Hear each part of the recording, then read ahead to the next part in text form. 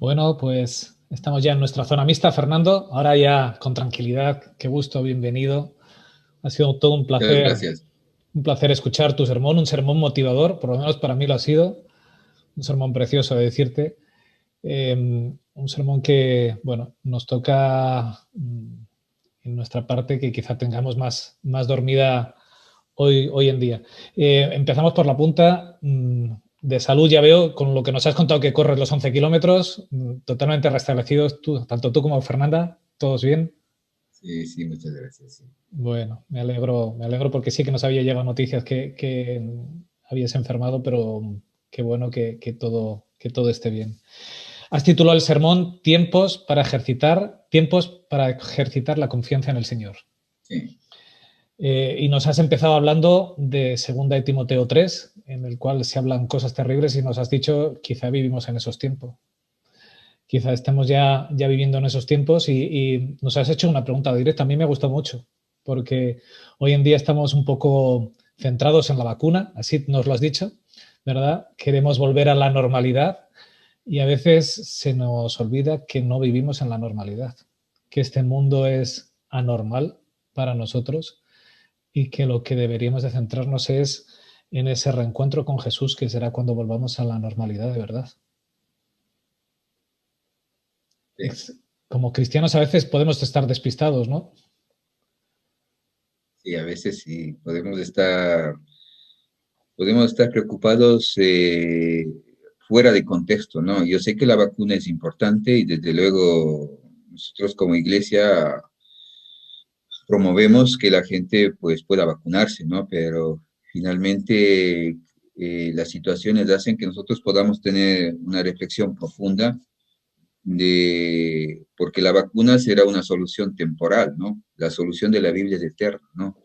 La relación con Dios y lo que Él te ofrece es eterno. Lo otro, digo, es temporal porque finalmente, aunque estés vacunado, algún día todos tendremos que ir al descanso si Jesús no viene. Entonces, la verdadera visión que deberíamos tener es preocuparnos en ese que está por venir, no ese reencuentro. Pero mientras nos preocupamos en ese reencuentro de nuestra preparación, en el presente debemos tratar de compartir con las personas un mensaje de esperanza, ¿no? Yo, de verdad, a mí me tiene muy aburrido todos esos mensajes que me asustan, que asustan a la gente, esto, lo otro, y de la marca, del pasaporte COVID. A mí me molesta en verdadera porque no sé a quién esperamos nosotros, ¿no? Pero yo lo que más deseo es que Jesús venga, no porque quiero que esto se termine, sino porque lo que Él me ofrece es mucho mejor de lo que yo puedo conseguir. Entonces, si nosotros podemos de alguna manera conjugar esta segunda venida con todo lo que hoy se está presentando en las redes sociales, creo que podremos de alguna manera generar esperanza en las personas, porque mucha gente dice, pero es que ya viene, ya estamos, ya viene Jesús y lo relacionamos con todo el desastre, ¿no? Pero a mí cuando me dice que viene Jesús, al final del todo, para mí me genera esperanza y alegría. No me da miedo de lo que pueda venir, porque no estoy centrado en las cosas malas que van a pasar, sino estoy centrado en lo que está por llegar, que es lo verdaderamente importante y lo que nos debería motivarnos a nosotros. Yo según te escuchaba, Fernando, ese inicio que has tenido de sermón, se me venía a la mente lo que contaba Jesús, que a veces estamos empeñados en colocar parches nuevos sobre ropa vieja y se nos olvida que el Señor lo que nos promete es un traje nuevo, una vida nueva y perfecta, una vida de alegría, una vida de gozo, de paz, de esperanza, como nos has dicho. Bueno, a veces necesitamos, la semana pasada lo hablamos con Sara, necesitamos empezar a mirar en vertical, mirar hacia arriba y dejar de mirar en horizontal, en ir parcheando esta vida, sino empezar a mirar más en lo que Dios nos promete, que es bueno y en gran manera. Cuando Compañ empezó la pandemia, las primeras frases que leí en las redes sociales, había una frase que decía, esperemos que esta pandemia saque la mejor versión de cada uno de nosotros. uh -huh. Y yo comenté abajo algo que me gustó la frase, ¿no? Y alguien comentó, eso es una mentira, sacará la peor versión de cada uno de nosotros. pero yo me quedo con lo positivo, ¿no? Porque todo lo que he tenido que vivir, he visto la mejor versión de las personas, ¿no? Lo que contaba en el hospital, lo que contaba de las personas, de la iglesia. Creo que si nos centramos también en las cosas negativas, claro que hay muchísimas cosas negativas, pero si nos centramos en todo la mejor versión que yo he visto del ser humano, pues yo todavía tengo esperanza en las personas, ¿no?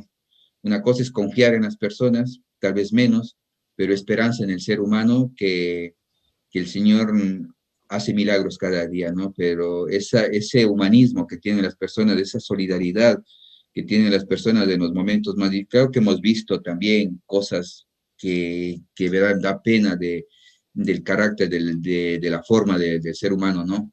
Pero insisto, me quedo con el lado positivo, con el lado humano y con el lado solidario de muchísimas personas que han reflejado estos días, ¿no?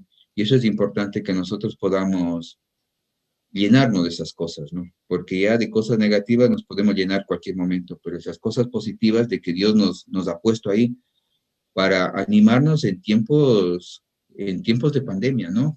Bueno, no sé mañana cómo vamos a celebrar el primer 14 de febrero San Valentín en tiempos de pandemia, no sé cómo será eso, ¿no? Hay que ver el vaso medio lleno. Compañeros, Bueno, yo quiero agradecerle a Fernando que esté con nosotros hoy, que haya hecho el esfuerzo y sé que ha tenido que dejar otras cosas para estar con nosotros. Así que me alegro muchísimo. Sé que habéis estado enfermito. Parece ser que eres muy activo en redes sociales. Yo no soy activo en redes sociales, pero alguno de mis hijos sí me iba contando alguna de tus cosas. Así que me entristeció que estuviste muy enfermo. Oré por ti y me alegro muchísimo de verte esta mañana, de que haga 11 kilómetros corriendo. Yo no, ya no lo hago, no tengo fuerza para eso, así que me alegro que el Señor te haya hecho todavía más fuerte que antes y te agradezco de verdad de todo corazón el mensaje de esta mañana. Creo que es un mensaje práctico, que lo necesitamos un mensaje práctico. El Evangelio es mucho más fácil de lo que muchas veces lo explicamos, y yo creo que el Evangelio es hacer lo que Dios quiere y ayudar a los que lo necesiten, ¿no? Y poco más. No hay tanta teología, no hay mucha teología, pero es mucho más sencillo todo, ¿no? Así que nada, agradecerte de verdad el mensaje. Me ha encantado el texto que has elegido de Segunda de Crónicas. Y en Segunda de Crónicas 20:21 al final te dice que alaba a Jehová porque para siempre es su misericordia, ¿no? Yo creo que ese es el mensaje que tenemos que dar y echar una mano a los que lo necesitan, ¿no? Así que nada, no sé cómo están tu familia, si está todo bien, tus hijos y demás, ¿no? Pero espero que bien, espero que estéis todos bien y muchas gracias por el mensaje que esta mañana nos has dado, que nos da otra visión, que quizás es más acertada, ¿no? En medio de la pandemia, una visión de esperanza, una visión de ánimo, que no de otra cosa, ¿no? Muchas gracias por la invitación y de verdad que nos ha encantado. Mi esposa estuvo ahí predicando para una iglesia en Madrid, así es que estuvo en otra habitación. Mis hijos bien, sabemos que nosotros ya hace varios años que no tenemos a los hijos en casa ya. En cuanto terminaron la universidad se han marchado los dos, viven y trabajan en Londres en este momento y solo estamos los dos, pero con la ayuda del Señor estamos bastante bien. Si algún momento les puedo compartir, yo hace unos años hice un doctorado en evangelismo y hice justamente el doctorado sobre cómo evangelizar por medio de la solidaridad. Y ahí hay muchísima materia y cosas que se puede hacer para dar el mensaje sin hablar de Dios, ¿no? Y no es que no quiera hablar de Dios, sino que va dirigido a un contexto postmoderno para una sociedad que no cree en Dios y cómo te puede meter el mensaje en ese contexto y de verdad que tal vez les pueda gustar. Si algún momento me queréis, los puedo compartir. Bueno, quizá te tomaremos la palabra porque el que dice eso al final volverá otra vez por aquí. Esperemos que así sea, ¿no? O sea, seguro. tomarte la palabra y poder, pues, eso, que nos ilustres algunos de esos aspectos que quizá puedan ser útiles para nuestro trabajo cristiano, ¿no? Bien, pues nada, muchas gracias, repito, A vosotros. y creo que, bueno, me ha gustado mucho verte. Después de tantos años, no sabía que habían sido, creo que has dicho 9, no había echado 9 años, cuenta. sí, 9 años hemos De estado, cuando ya venías estamos. por la iglesia algunos sábados a predicar, ¿no? Algunas comidas compartimos y bueno, en casa te tenemos mucho cariño Muchas bueno, gracias. y agradezco de verdad el mensaje que yo pienso como tú. Creo que el catastrofismo no nos lleva a ninguna parte, creo que eso no viene de parte de Dios y deberíamos más de extraer de la palabra de Dios que Dios es un Dios de esperanza, un Dios de poder y que en sus manos podemos hacer grandes cosas y no tenemos que tener miedo, no tenemos que tener miedo a nada. Muy bien, gracias. Para mí también es un gusto poder saludarte después de tantos años, Fernando. También nos has dejado en nuestra familia pues huella y unos muy bonitos recuerdos, tanto tuyos como del resto de tu familia. Y yo quería hacerte una pregunta al hilo de tu mensaje de esta mañana, citando un texto de la Biblia que se encuentra en Mateo 24, versículos 32 al 34, que es: de la higuera aprended la parábola. Cuando ya su rama está tierna y brotan las hojas, sabéis que el verano está cerca. Y me paro aquí. ¿Tú crees que cogemos la silla, nos ponemos al lado de la higuera y nos olvidamos del verano que anuncia y solamente vemos la higuera y empezamos a hablar de las señales, a ver las señales, lo mal que está el mundo y nos olvidamos del Jesús que anuncia esa higuera, del verano que anuncia esa higuera? Eso es lo que hacemos nosotros, pero lo que nos olvidamos del verano chulo que podemos ir a nadar, a pasear y a muchas cosas, ¿no?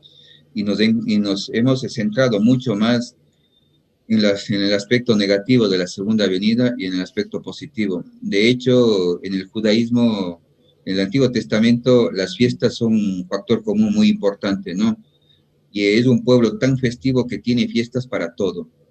Y cuando Jesús viene por segunda vez, lo primero que hay es una fiesta. Y una de las fiestas más bonitas que nosotros como pastores o como que a mí al menos me gusta es celebrar las bodas, ¿no?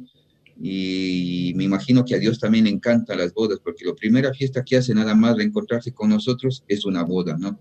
Entonces yo creo que, como tú dices, no nos podemos sentar a mirar pobre y lamentar de que la pobre higuera le pasa esto, o ve las flores que también pueden ser bonitas de la higuera, pero sobre todo es lo que está anunciando, ¿no? Está anunciando un evento, ¿no? Igual que las trompetas en el día del Año Nuevo en la Biblia, anunciaban lo que estaba por venir. No se centra en el sonido de la trompeta, que tiene un mensaje bueno, pero sobre todo en lo que está por venir, ¿no? Con los textos que tú has leído, que de Mateo 24, 30, 32 al 34, nos hacen que nos lleve a una profunda reflexión a lo que, y de hecho lo llama como ese verano, ¿no? Porque vivir con Jesús será un eterno verano, ¿no? Porque creo que, no sé, al menos para mí la mejor parte del año es el verano, ¿no? El invierno, el otoño, la primavera están bonitos, pero el verano es lo más bonito del año, ¿no? Y en eso deberíamos centrarnos en lo que está por venir y en ese reencuentro, ¿no? Y si nosotros no somos capaces de mostrar a las personas ese lado positivo del Evangelio, pues hay mucha gente que se asusta, ¿no? De hecho, a mí me asustaría ciertos mensajes que yo siendo cristiano me asustan hoy escuchar, ¿no? Porque me hacen ver a un Dios que me genera miedo, ¿no? Y a mí Dios me genera ternura, ¿no? A mí Dios me genera ánimo, a mí Dios me genera paz, ¿no? Y sobre todo me genera consuelo. Y lo que hoy veo, pues me asusta, ¿no? Es como cuando era niño y nos ponían películas de los dioses del Olimpo, de los griegos, ¿no? Esos dioses que aparecían por ahí, pues a mí no me motivaba, me daban miedo, ¿no? Entonces yo creo que nuestra actitud hoy debería ser esa, ¿no? De mirar ese verano y ayudarnos, si de alguna manera, si viene el verano, poner en marcha no la operación bikini, sino la operación Biblia para prepararnos para vivir ese verano eternamente con Jesús, ¿no? Sí, la verdad que el extraer, no sé Fernando cómo lo haces, pero extraer de todo este mare magnum que estamos viviendo lo mejor, ¿no? No sé si ha sido el objetivo de tu mensaje, pero por lo menos lo que a mí me ha llegado, me ha calado, ¿no? Como en mitad de o sea, porque hablas con quien sea, en el trabajo, en donde sea, solo se oye hablar de la epidemia, de los que mueren hoy, de los enfermos, de los nuevos contagios, cuando llega la vacuna, ¿no? Y si esto evidentemente Dios lo sabía, estaba en sus planes que iba a ocurrir, ¿no? Y qué es lo que yo puedo hacer, ¿no? Cómo sacar lo mejor de mí en el momento más malo de la historia, que por lo menos de la última historia que nos ha tocado vivir, ¿no? La verdad es que, Fernando, no te has negado a ver que los tiempos son complicados, ¿eh? Porque nos has dicho que los tiempos difíciles han venido para quedarse. No, no Y, lo niego, no lo claro, niego que son tiempos muy difíciles, pero en nosotros está en que podamos verlo de una manera diferente, ¿no? Y si Dios ha permitido tiempos difíciles será porque Él nos va a proveer la suficiente fortaleza como para aprovechar esos tiempos y compartir algo diferente, algo con mucha más fuerza con las personas, ¿no? Y un pequeño inciso, me acuerdo una persona que yo estudiaba y la Biblia y terminamos de estudiar a poco de la pandemia y quedamos para bautizarse, pero él enfermó y falleció. Yo le escribí hasta el último día que él fue a la UCI. Estuvo ingresado cerca de 3 meses. Y el día que le llevaban a la UCI fue el último día que le escribí que estaba consciente, porque luego le sedan y ya no puede, ya no se recuperó. Eso a mí me llamó mucho la atención, ¿no? Me golpeó mucho y yo siempre le preguntaba al Señor, déjale que viva para que se bautice, ¿no? Desde mi perspectiva, desde mi punto de vista, ¿no? Pero Dios tendrá otros planes y Dios, y muchas personas no necesitan un bautismo para ser salvos, eso ya lo entiendo perfectamente en la Biblia, pero me quedé muy tocado por él, ¿no? Porque hasta el último momento seguíamos hablando, tenía una fe impresionante, pero fue al descanso y algún día, pues, seguro que necesitaría alguna respuesta yo. Perdonadme, pero necesitaría alguna respuesta, ¿no? pues seguramente la tendrás el día en que el Señor vuelva y te encuentres con Él.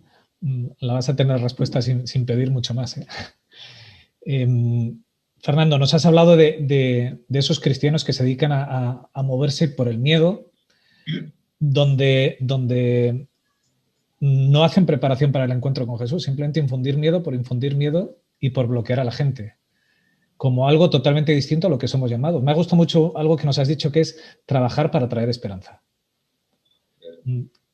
Eso, hace una semana escribí un artículo para la revista Adventista que hablaba sobre la esperanza y de verdad de la esperanza en el contexto hebreo, en el Antiguo Testamento, no es algo abstracto, yo tengo esperanza, no, sino es algo palpable, ¿no? Esperanza de la Atika, el mismo himno de Israel, ¿no? Es esperanza, ¿no? Esto significa que yo la puedo coger, la esperanza, porque la esperanza significa una cuerda que yo la puedo tirar. Entonces, la esperanza no es algo imaginario, sino la esperanza es algo visible que yo me puedo agarrar de la esperanza y la cuerda me puede sostener a mí. Desde ese punto de vista debemos nosotros generar esperanza en las personas, porque ya están muy asustados. No sé, vosotros si conversáis con las personas, pero ya la gente va muy asustada, ¿no? Va muy asustada y creo que si nosotros le cargamos más las cosas, pues no ganamos nada, pero si le compartimos de alguna manera esperanza, pues podemos tranquilizar también a las personas, porque si las personas están muy asustadas, su sistema inmunológico disminuye, también pueden enfermarse inclusive, pero si tienen esperanza, la esperanza es una terapia curativa impresionante, muy impresionante. El tener esperanza, el vivir cada día con esperanza, es como un baño de flores cada mañana, ¿no? Nos has, además de mostrarnos esa parte en la cual, bueno, hay gente que camina por otro lado, que has hablado del sensacionalismo del miedo, nos has hablado de esa esperanza y me ha gustado mucho una frase que nos has dicho, Fernando: Dios nos ha llamado para sacar la mejor versión de la Iglesia. Y nos lo has dicho justo después de hablarnos acerca de tu experiencia en las urgencias, donde nos has dicho que has visto a Cristo en medio del dolor y nos has hecho un llamado para eso, para generar esperanza en medio del dolor. Yo creo que es lo que Jesús hacía en su tiempo y a lo que somos llamados, ¿no? No a escondernos, sino a salir y dar esperanza. Sí, salir a dar esperanza porque la gente lo necesita. Mira, yo cuando estaba muy fuerte todo el tiempo, estaba ahí me sentía fuerte cuando estaba ahí en el hospital. Pero cuando salí el día jueves, que me dieron el alta, el jueves primero me parece que fue, no sé si fue 2 o no, el 2 de abril, y me senté en mi habitación, las fuerzas se fueron, ¿no? Me senté, me desplomé, me puse a llorar, ¿no? Pero no de lo que había pasado, ¿no? Sino me puse a llorar de cómo Dios había estado ahí, ¿no?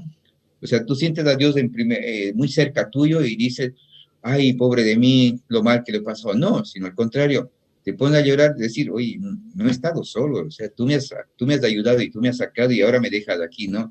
Y por otro lado, también ver la casa sola, no estar mi esposa y tener la esperanza de que ella va a salir pronto, pues eso te hace ver que de verdad que nunca estamos lejos de Dios, ¿no? Que, mejor dicho, Él nunca se ha alejado de nosotros, ¿no?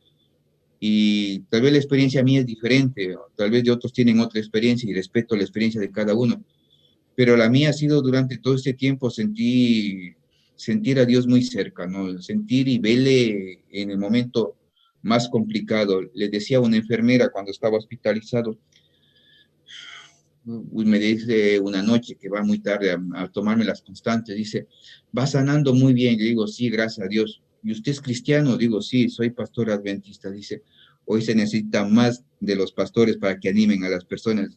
Me llamó mucho la atención porque una señora que no le conocía de nada me decía que necesitaba más de pastores que animen a las personas.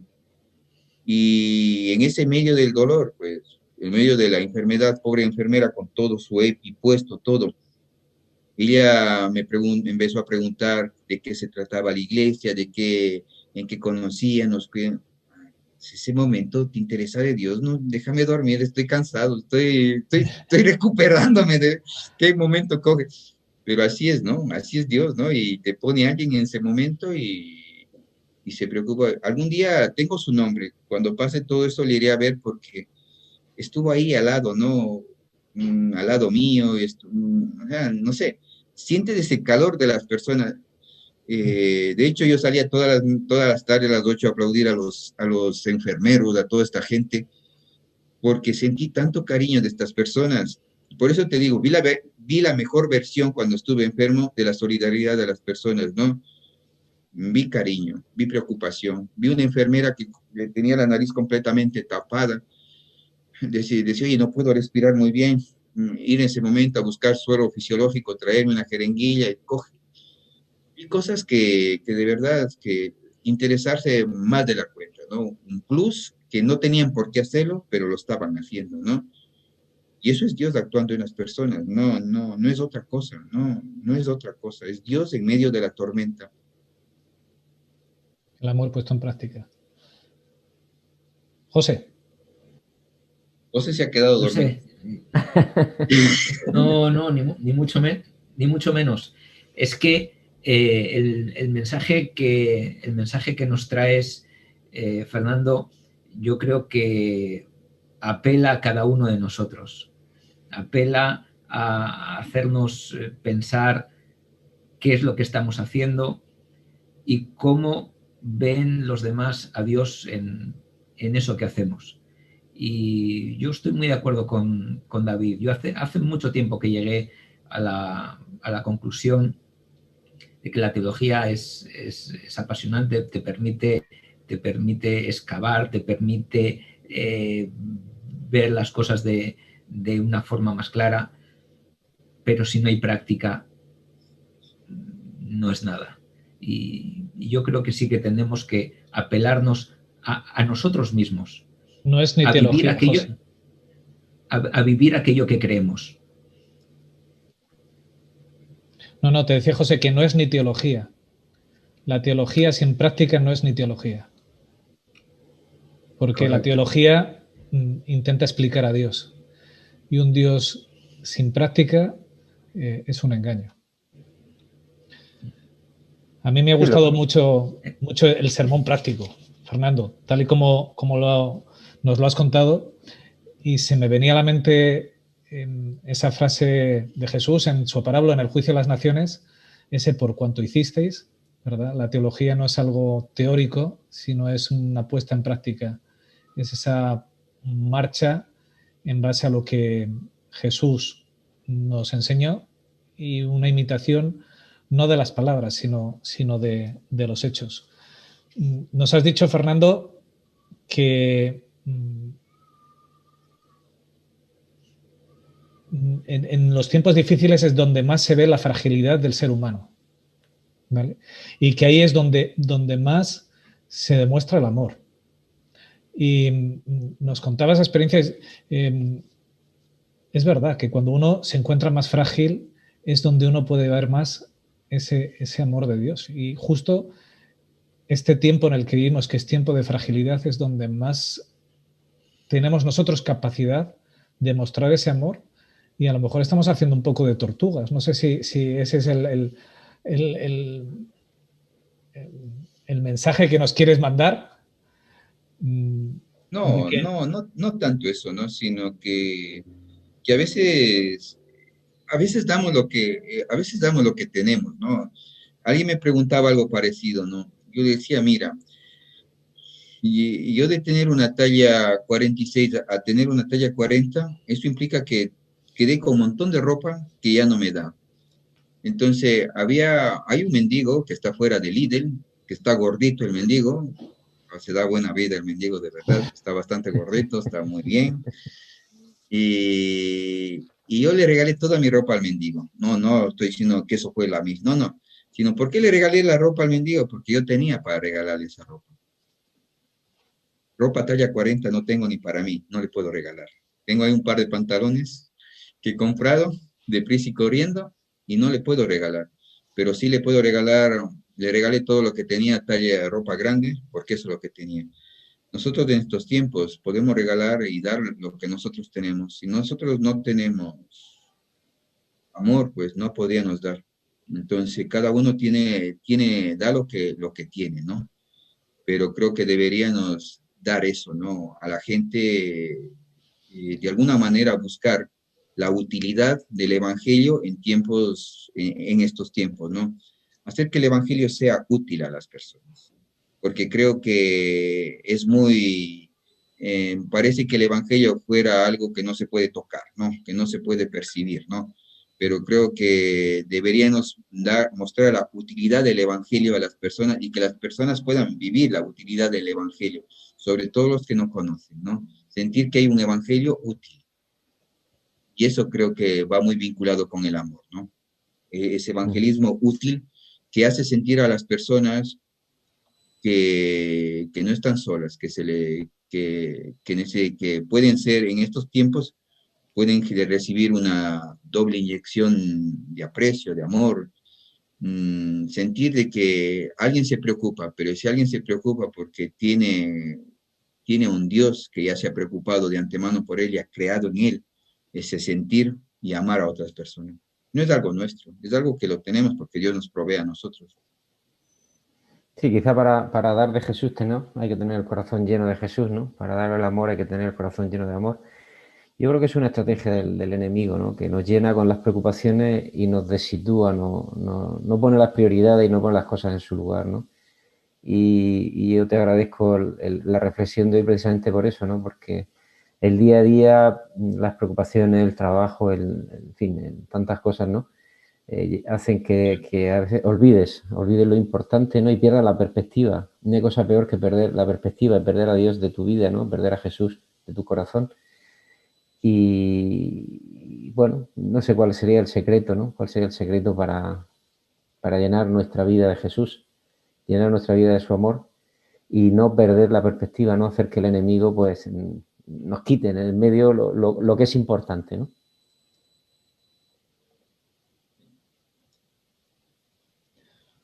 Bueno, Fernando, casi vamos a ir terminando. Hay una cuestión que has planteado y que a mí me ha hecho, yo qué sé, darle vueltas a la cabeza.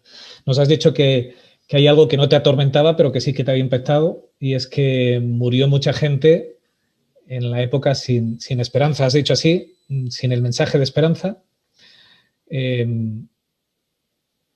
Yo no sé si estoy muy de acuerdo con eso. Yo creo que Dios se revela a todo el mundo.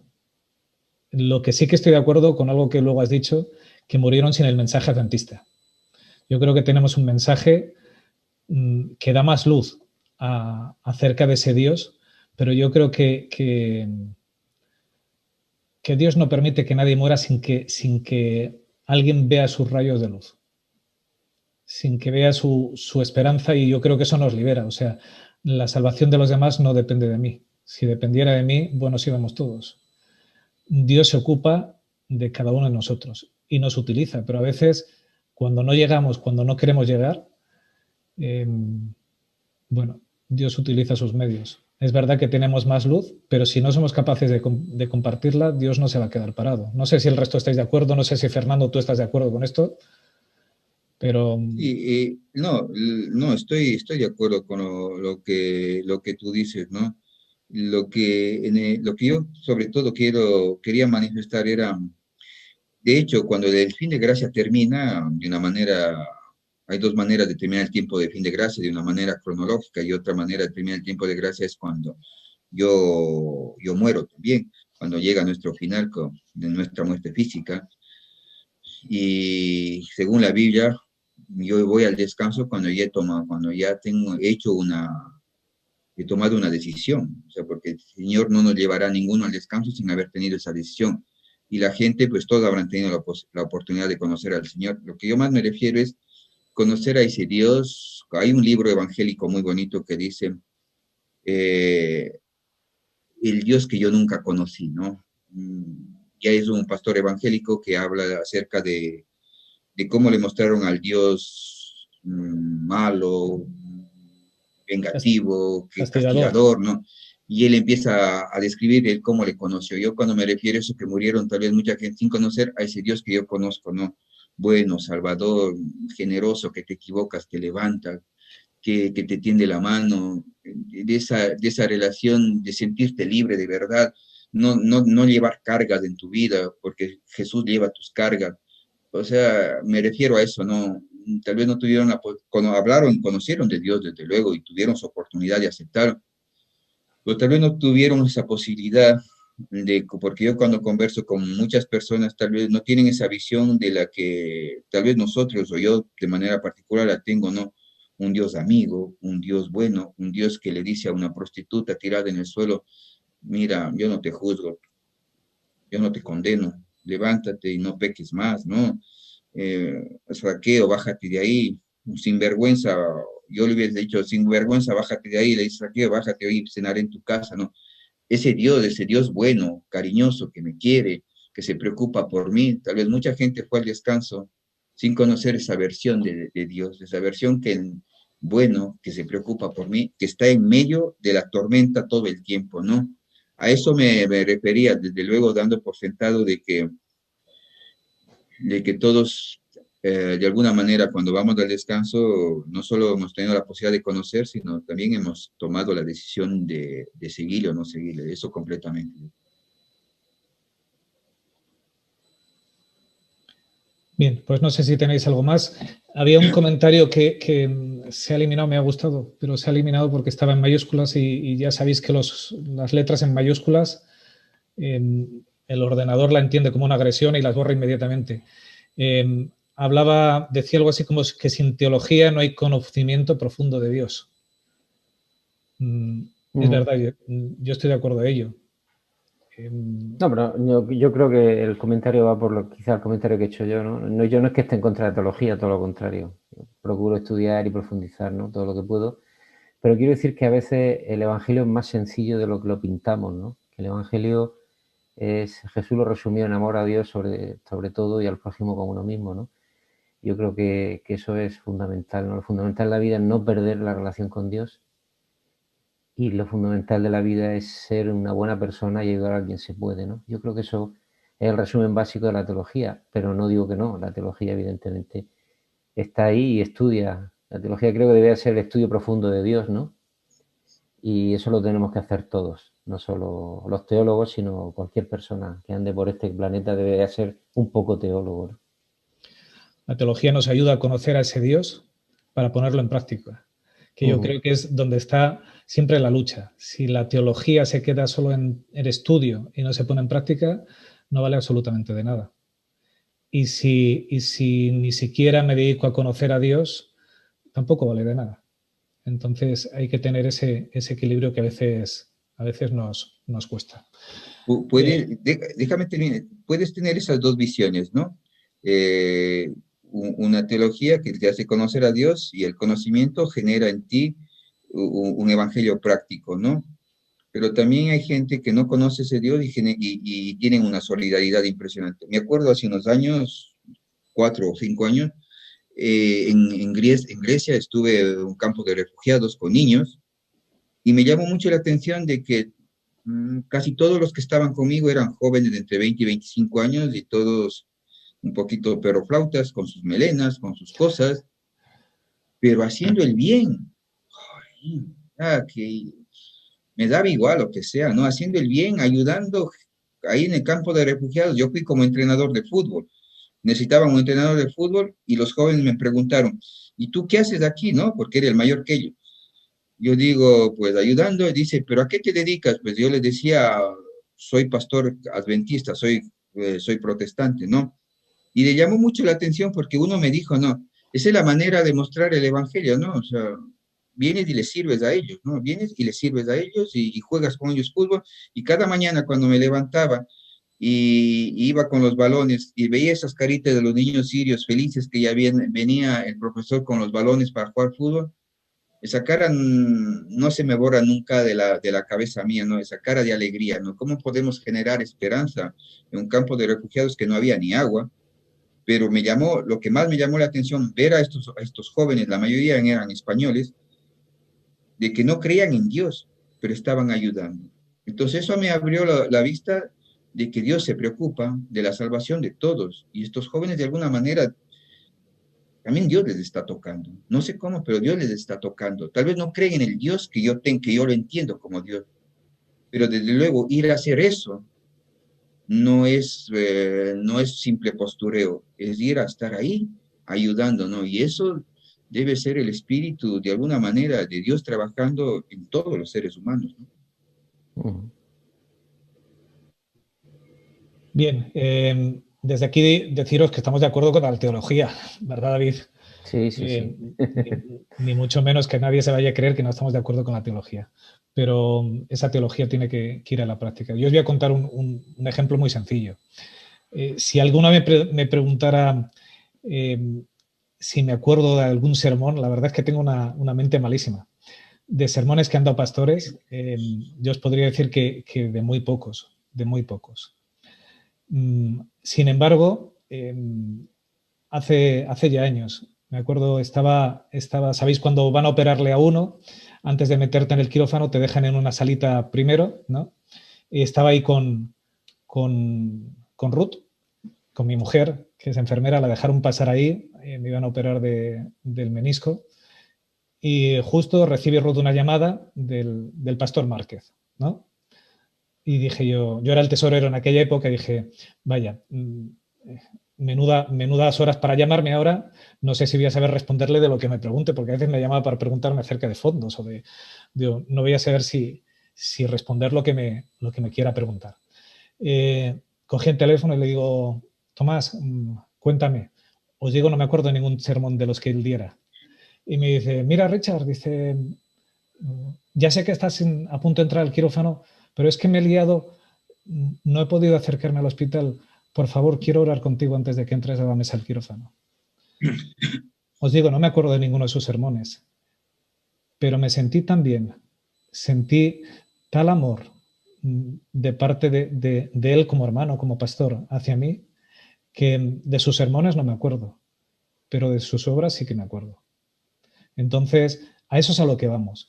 Eso es teología puesta en práctica, por supuesto. De eso es de lo que intentamos hablar aquí, de esa teología, de ese Dios que vamos descubriendo con cada uno de nuestros programas, pero puesto en práctica. Si no hay práctica, no vale para nada. Y si no hay teología, andamos a oscuras en un mundo en el cual Dios nos ha llamado a tener luz. Entonces, es un equilibrio que, bueno, lo explicamos por si alguno a veces se nos despista, pero que es necesario.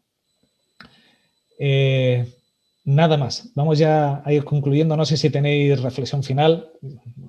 sino agradecerte sinceramente, Fernando, por este sermón motivador para ponernos en marcha, para no ser solo enciclopedias de conocimiento, sino transmitir ese conocimiento, esa vivencia a los demás en la práctica, con la solidaridad, con el amor, con el cariño, para llevar a la gente ese buen trato que Jesús tendría con ellos y para llevarles el reino de los cielos, para acercárselo a la tierra. Muchas gracias. Sí, me gustaría, bueno, pues aparte de agradecerte, ya lo he hecho. Me encanta verte, de verdad. Creo que la última vez que te vi fue en una asamblea hace ya unos cuantos años. Y bueno, tu imagen personal ha cambiado bastante. O sea, que el peso que has perdido te hace verse diferente, ¿no? Pero escucharte, la voz tuya no ha cambiado, sigue siendo la misma. Y el versículo que nos has leído dice que se levantaron de madrugada y salieron al desierto de Tecoa, ¿no? Y cuando avanzaban, Josafat se detuvo y les dijo: escuchadme, oh Judá, vosotros habitantes de Jerusalén, creed en Jehová, vuestro Dios, y permaneceréis firmes. Si creemos, permaneceremos firmes. Y dice que nos aconseja que creamos en los profetas y triunfaremos, ¿no? Así que creo que es momento de permanecer firmes y dar a conocer este Dios maravilloso que nos han mostrado esta mañana, ese Dios que podemos mostrar en nuestras obras de amor hacia aquellos que lo necesitan. Muchas gracias, Amén. Pastor Baculima. Que el Señor te bendiga a ti y a tu familia. Muy amable, gracias. Bueno, y el resto de compañeros también, feliz semana. Nos vemos la semana que viene disfrutando de otro programa de la Iglesia en Casa, disfrutando de la compañía de nuestro Señor. Y yo me voy a quedar, Fernando, con un texto que has leído, que me ha gustado muchísimo. En Segunda de Crónicas 20:12. A veces no sabemos qué hacer, no sabemos cómo enfrentar las cosas o cómo transmitir el Evangelio. Pues me quedo con esa parte. No sabemos qué hacer, pero a ti volvemos nuestros ojos. Miremos a Dios, dejemos que Él guíe nuestras vidas, que seamos sus manos aquí en la tierra, que nos bendiga y que seamos bendición para todos. Que Dios os bendiga y feliz semana. Muchas gracias. Feliz semana. Gracias por todo. Saludos a vuestras familias. Igualmente, gracias.